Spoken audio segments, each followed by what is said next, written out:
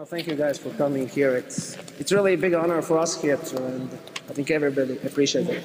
Okay, now we will follow with I don't think it's lecture or speech from the Arturs side, and then we will continue with some kind of discussion because I have prepared very specific questions for Arturs and also for Patrick, because I want to find out if there is really something that we can take from ice hockey to floorball where we can use as the goalies. So we'll follow up with that.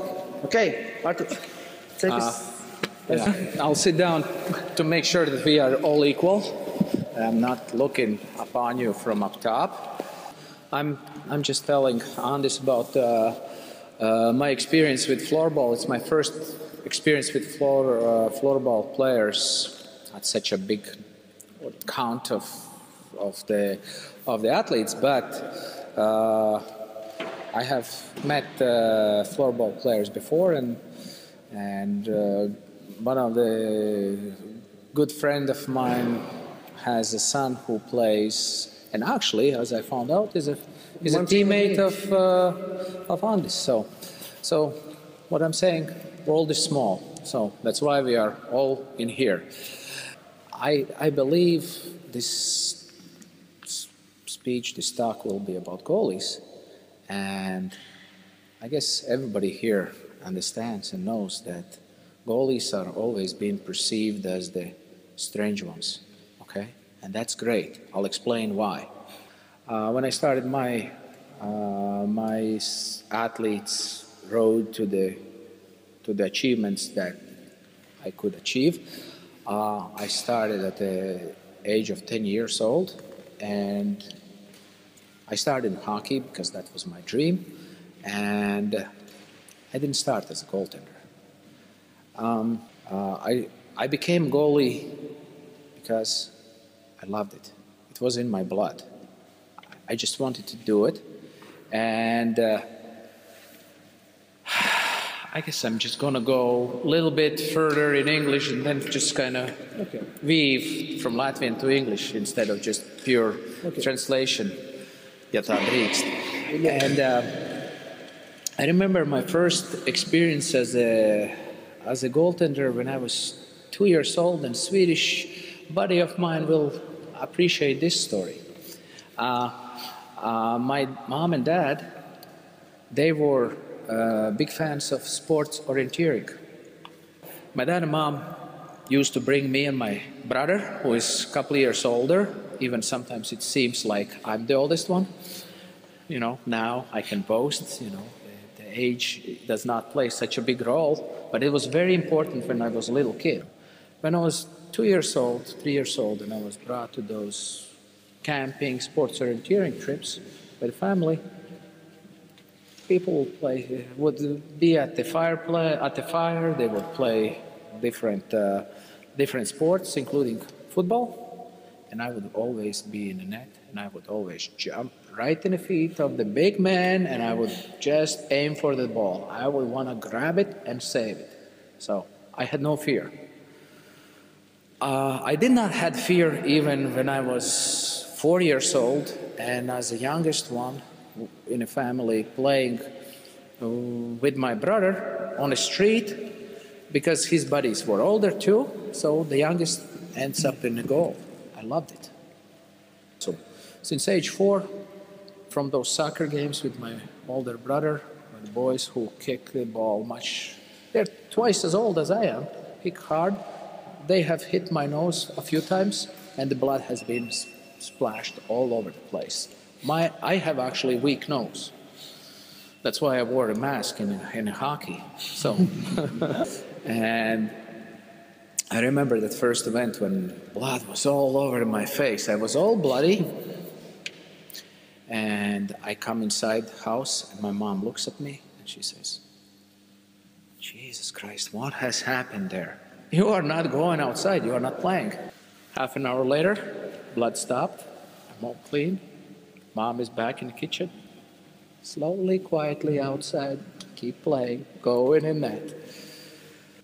My craziest save was when I was about 4 or 5 years old, and this just a white-faced lady brought me inside the house to just actually bring me to the mom. We were playing with older kids, and one of the kids wanted to see, well, what will happen? You know how the kids are sometimes just ruthless. There was this, that's where the story originates. There was this small bus or van driver lady who brought me in because somebody threw the ball under the wheels, and I went to save the ball as a little kid. God bless her reaction. She could have been a goalie. So that's just a story about the love for the game, love for the goaltending and saving things. And I think Latvian nation as general are defenders. I don't know how it is in Sweden, but in Latvia, in hockey especially, we are just stocked up with defensemen and with goalies, basically with defenders. Even during first Republic in 30s and 20s, we had an organization called Defenders, and it was widely popular organization where pretty much most of the men joined in as just free will defenders of the country. So I think we are great at defending. Offensively, I don't think we are as gifted, but that's probably mentality. And that's why I think, at least in hockey in the NHL, for most part, from what I have seen, defense wins. It's not the offense, it's defense wins. Yeah, so in hockey they say goal is half of the team. I guess in floorball it applies just as well. At least 50%, especially in playoffs, in the big games. Yes. Because the goalie can win a game alone. He can. Forward cannot. You're blessed because you have chosen this road, you have this opportunity to be the goalies, to be the difference makers. It's great to have you inside of you. Goaltender, how you describe goaltender's job? It's very hard. To my mind, there are two parallels that come to my kind of first impression. What kind of professions I would compare with goaltending? One, it's the firefighter. The other one, minesweeper. Yeah.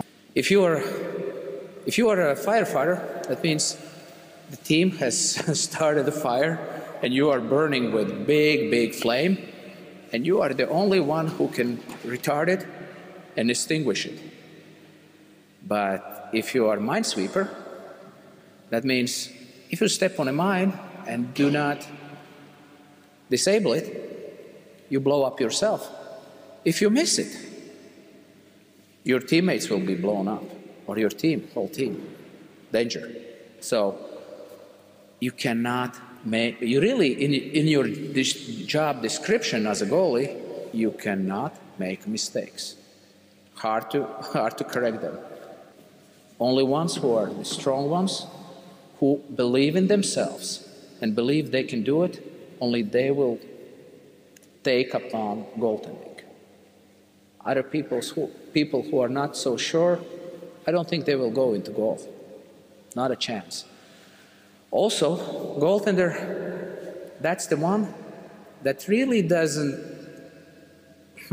I will start it over. All the athletes, good athletes, they're very self-driven. To be successful, you also have to be a little bit or quite a bit ego-driven. Otherwise, well, you are competing, you want to win. It's competitive edge that you are using. It's easy to compete against opponent, against a teammate, against one-on-one. Especially it applies to the goalie.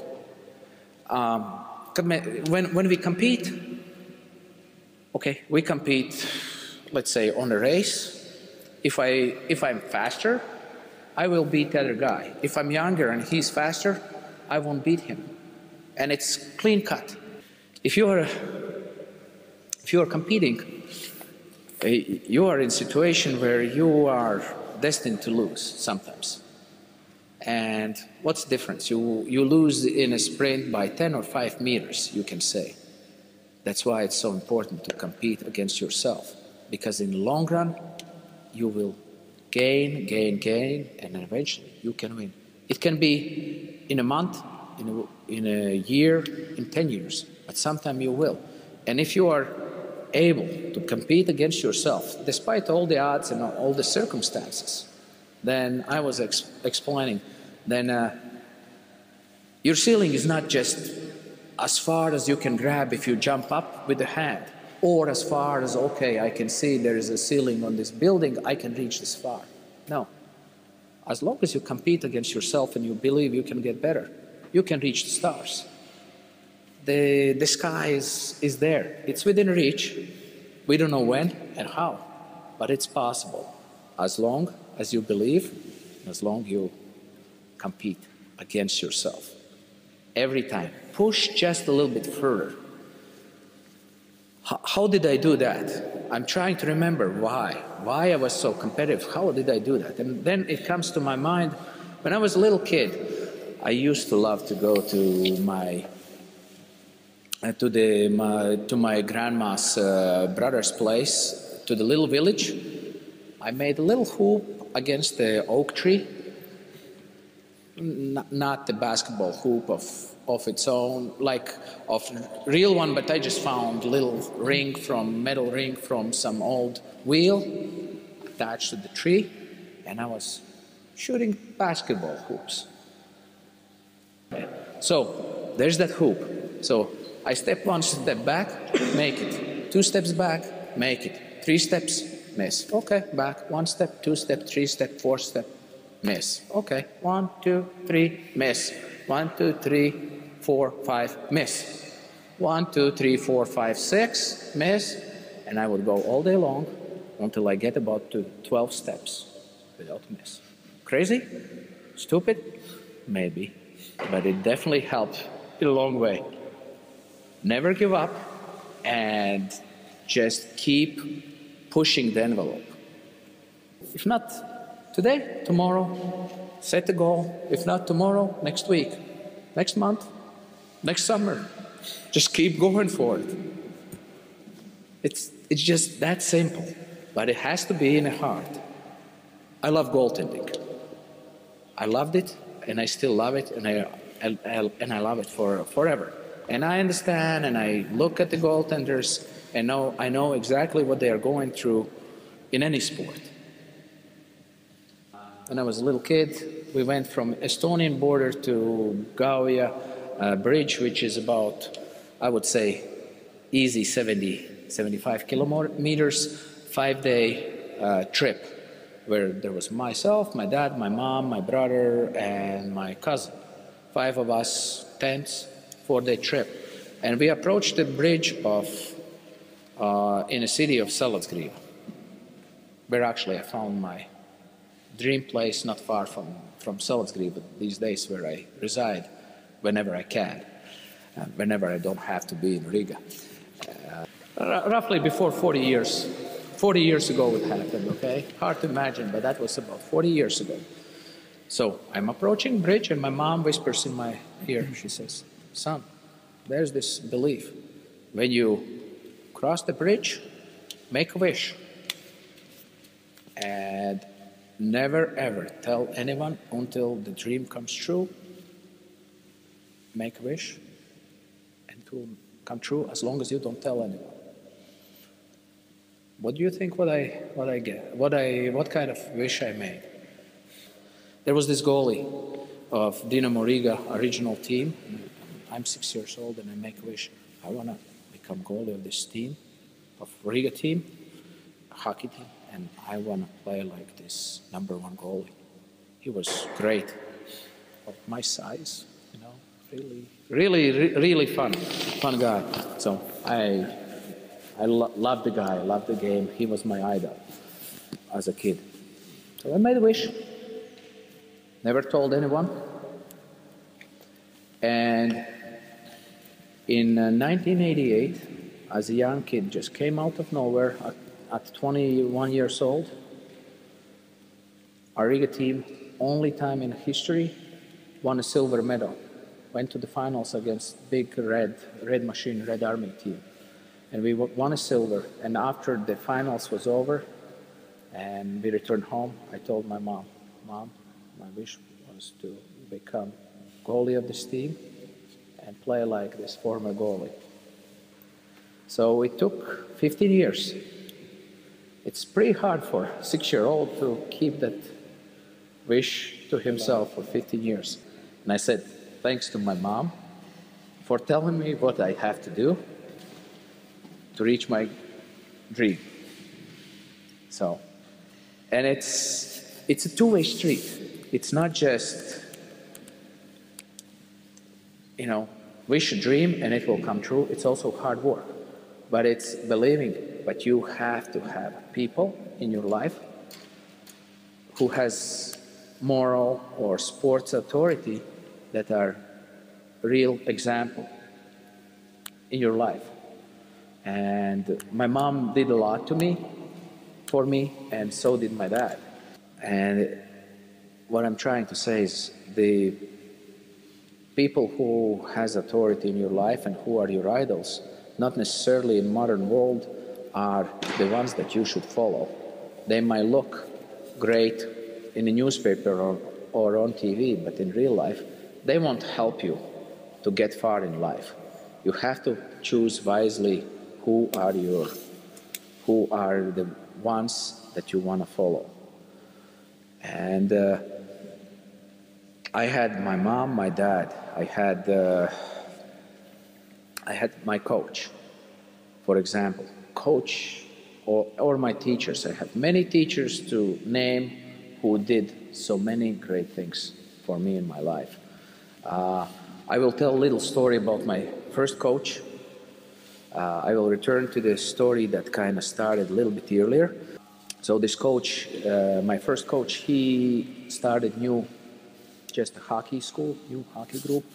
And when I was 9.5, almost 10 years old, I read in a local newspaper that there is a new hockey groups assembled, and whoever wants to join in, they're more than welcome to show up at that date at the rink, and there will be tryouts.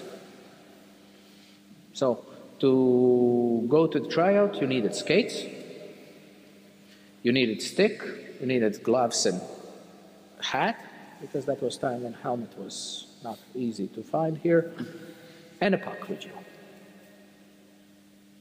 Okay.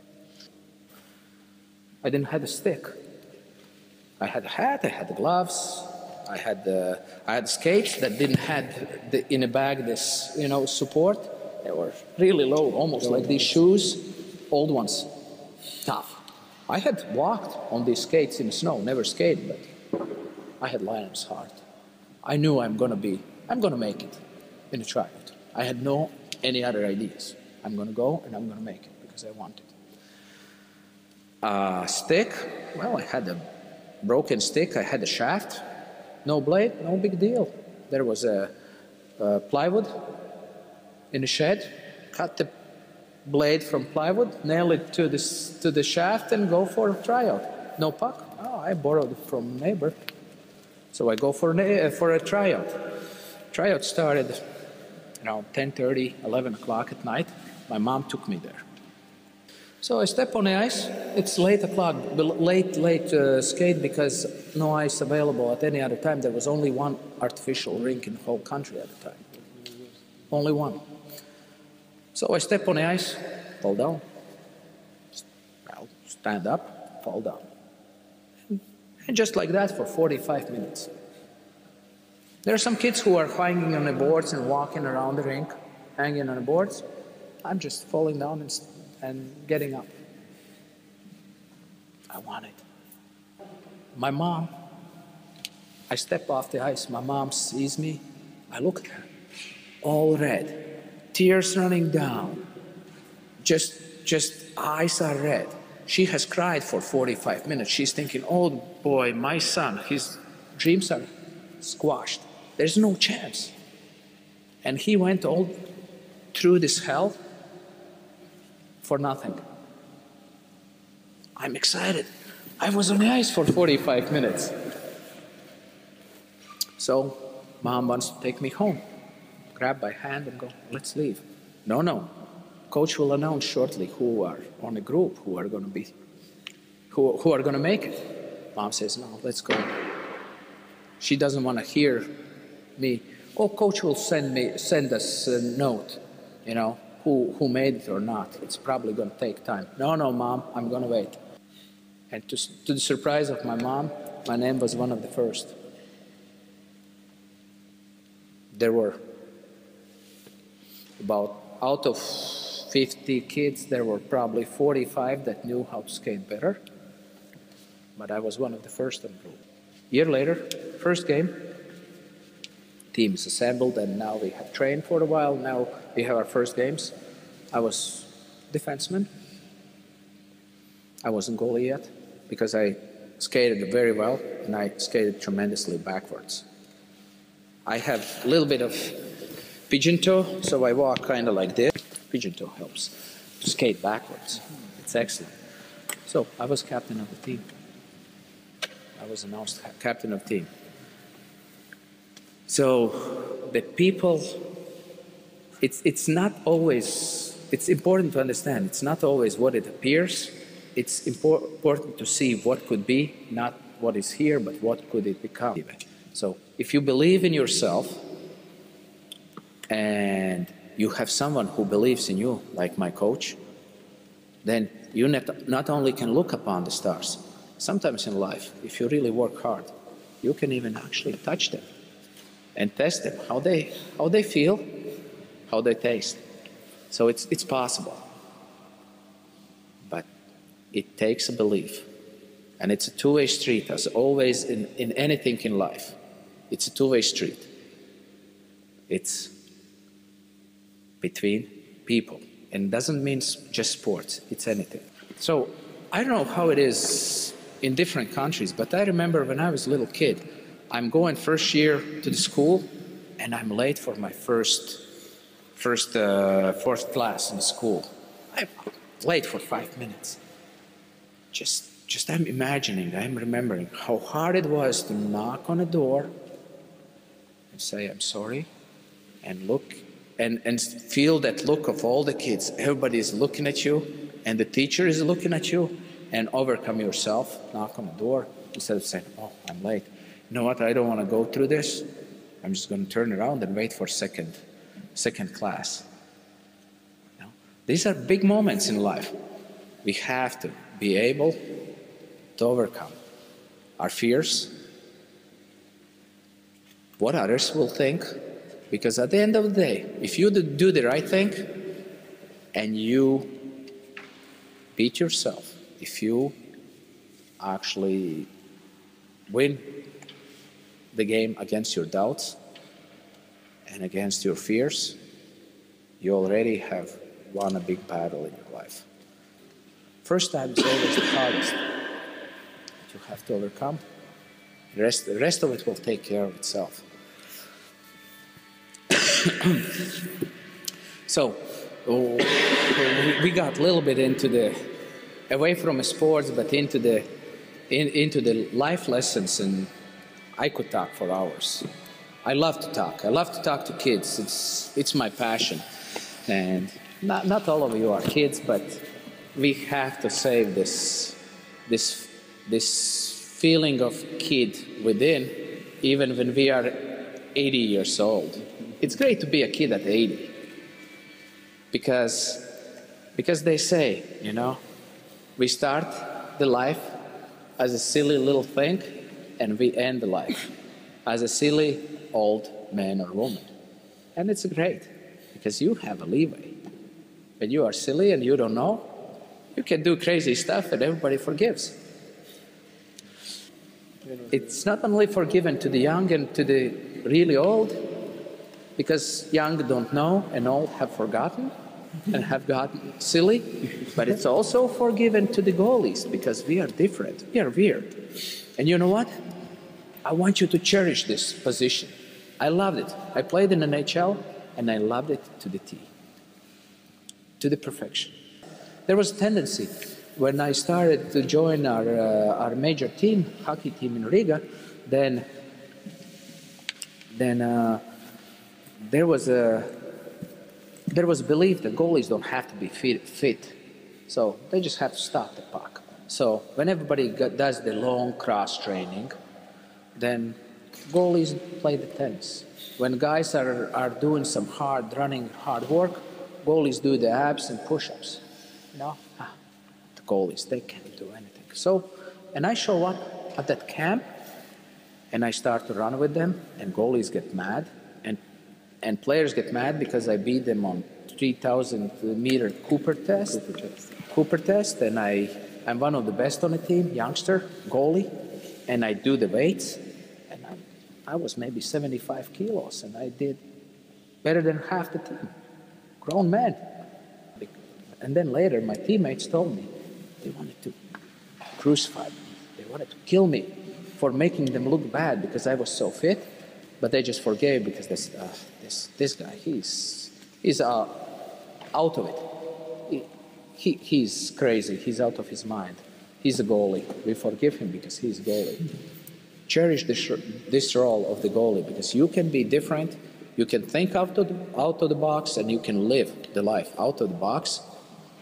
All you have to do when you do things differently, and goalies have to do things differently, you have to deliver. You have to deliver results. You have to sweep the mines and extinguish the fires. I wanted to be goalie from a young age, but since age 10, I was defenseman, I was captain of the team. I was too good to play goal. I was too good. There was no room for me in the net. And then, at age 13, something happened. And this is a story about the big clouds and silver lining. So, age 13, we are a hockey class. There are 30 boys. They go to school together. They train together. They do silly things during intermission in school together. I ended up wrestling, not fighting, just wrestling with one of my classmates. We tangle each other up, fall down on the floor in the school, and I twisted one ankle and twisted a really bad ankle at the same time. So both ankles are twisted. One was really bad, so I was in a bed at least for a month. I just couldn't walk. It was high ankle sprain. It was terrible. Maybe even something torn or broken, but at that time it was hard to know. So at that time, team was supposed to go to first big tournament away from Riga, away from home, to Kiev, to Ukraine, and there were 6 teams participating, and I'm the captain of the team, and I skipped the tournament. It's spring. By the time I get better and start to train, it's already late in summer. Fall starts, and I'm nowhere the best player of the team anymore. It's not just big cloud, storm cloud. It's the rain, it's the tornadoes, it's the thunder. Everything has come upon me because I cannot get better. I cannot make a team. I'm the extra. One of the worst players on the team. And then the silver lining. One day, we had 3 goalies on the team. Only one goalie shows up. There cannot be practice with one goalie. At least, you need at least 2. 2 haven't showed up. Coach asks, who is going to go in the net? And coach asks that, I'm shy. I'm 13-year-old. I'm not going to admit that I want to go so bad. And coach asks, who is going in? And all 25 teammates go. Arturs will go. He's going to be the goalie. Coach says, well, you are chosen. What a gratifying feeling. Happiness, complete happiness, right, in life. Just didn't show anybody how happy I am. It took 2 weeks. The team has trained for 3 years. It took 2 weeks. I was the #1 goalie on the team. First practice, heavy equipment, at least 20 kilos, 13-year-old boy. Getting up and down, so tough, but so fun. At the end of the practice, coach pulls me aside and says, okay, let's try this. And he starts to take slappers. He's a grown man. I'm a 13-year-old. Equipment wasn't very good back then. Didn't protect much. And he takes his slap shots. And I keep trying. Pain all over body. I'm not shying away. He tested me. A month later, game against the year-older team. They used to beat us 9-1, 12-2, 14-0. Like, no competition. The story is about the goalie now. What goalie can do. After 12-2 scores and 14-0, we didn't win. We lost, but it was 2-3. Suddenly, there is hope. At the end of the season, we started to beat that team. Goaltending, it's not about, oh, because mom or dad wants, or because that's the place where you can actually be part of the team, or because great equipment. You know, the masks are awesome. They look great. Yeah, they are. You can be yourself. You can put whatever you want on the mask. Not the players. Players have uniform just like us. What I'm saying is, if you play goal because somebody else wants you to play, you're in the wrong spot. Because you have to love what you do, and then the success will follow. And it does not only means for either for hockey or floorball or any other sport. It's in any field, any professional life. When you do something that you love, there will be success, always. Not necessarily other people will appreciate it. If you do what you love, they will see it. And they won't be able to resist it, to say, what a great job you are doing. What I'm trying to explain is that in life, you have to do the things that you love. And if floorball is not a professional sport and it does not feed a family, No, it's not. job feeds the family.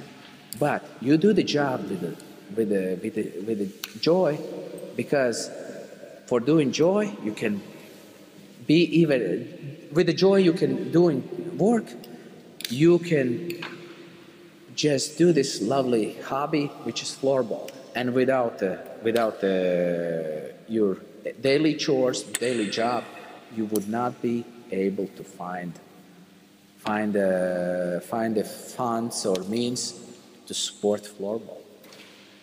So if you have hobby in life, if you have something to look upon, even if it's cross-stitching or it's doing some art, but this is what you're looking upon and you are doing job, your job will be worthwhile, because that provides you opportunity to do something in life that you love to do. And it's worthwhile. Then life is lived to the fullest. So I know in Soviet days there was a time when people pretended to go to work and government pretended to pay them. Everybody had a job and vodka was cheap, and Friday, Saturday, Sunday, you just go, just get drunk, and then Monday through Friday, go through motions. It's worthless life. You have to find something that really is worthwhile. And I will tell the story that I remember, like today. So there is that story that it's Soviet days. I'm between 7 and 10 years old, and I'm going with mom, and I said, "What's wrong with my neighbor? He hasn't made it to his apartment outside the door of the house. He's fallen down.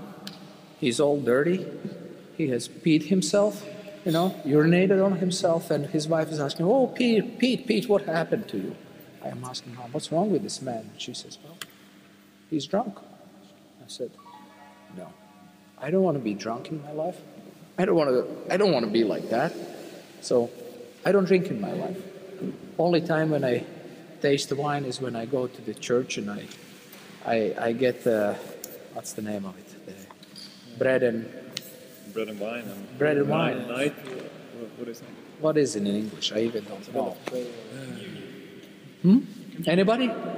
Communion. Yeah. Communion. Thank you. Great. So, It's from UK. Yeah. see, that's the only time. And I'm not saying everybody has to be like me, but you have to do it in moderation. You know where's that fine line. So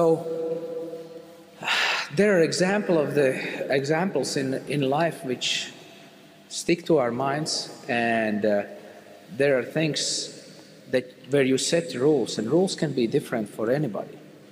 Different rules, but you have to follow the rules, because rules means discipline. My discipline was, I was writing the diary from age 13 till age 30 at least. Diaries are a great tool because they discipline you and they make you analyze your life, remember what you did and what was the result. Because you write it down, and after a while it becomes part of your life.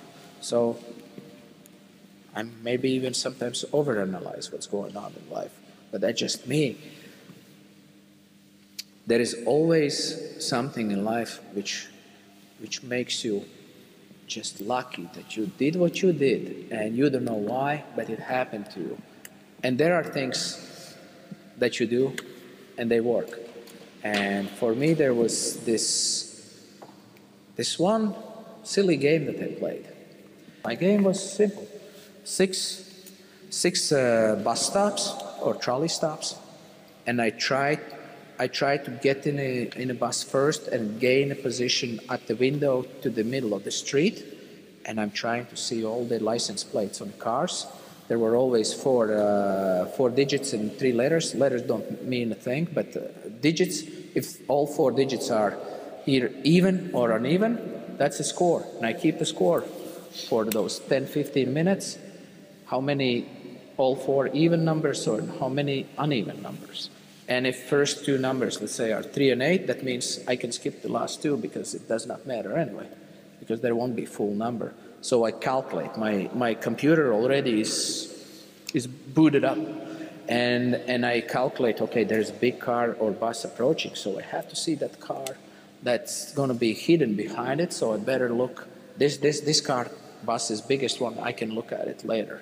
So I was calculating what's going on all around me.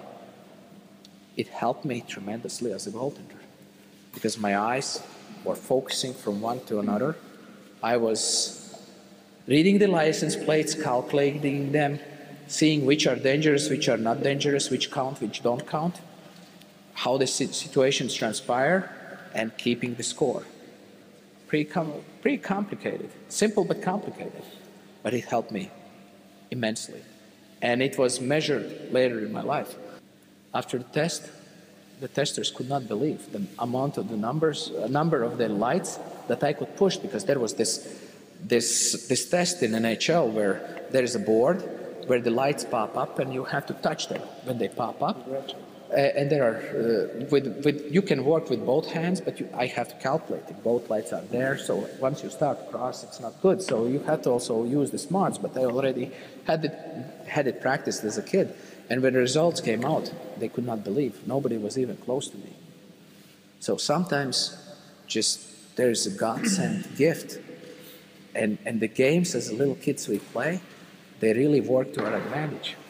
And I don't know why it was, how it happened, but it worked for me. So I have to say that it's not just all me.